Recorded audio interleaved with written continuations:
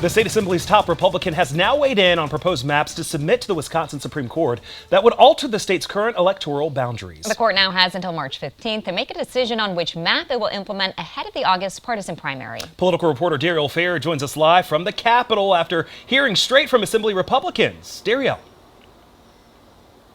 Yes, that's right, Brandon and Amber. Assembly Speaker Robin Vos says the GOP has not ruled out plans to appeal the Wisconsin Supreme Court's decision to throw out the state's current maps, but he said his caucus is going to give the court some time to see if it chooses a nonpartisan and fair map going forward.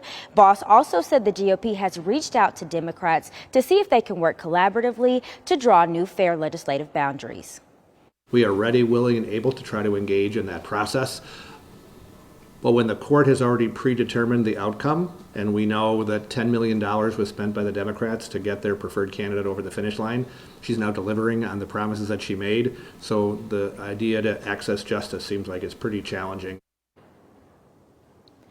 In a statement, Assembly Minority Leader Greta Neubauer responded to Vos's claims, saying Democrats were open to conversations, but were not convinced Republicans were serious about passing fair maps. Vos said he's still optimistic the state's liberal-leaning Supreme Court could decide on new legislative maps that are constitutionally fair if the legislature can't agree.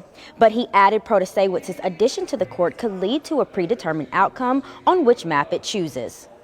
My hope is that the court, in any fair reading, rejects the maps that were submitted, which have large partisan bias, and either has maps drawn by the professors, if they go that route, or ultimately will have to go to the Supreme Court and demonstrate the huge political nature of what they've done, which is clearly outside the room.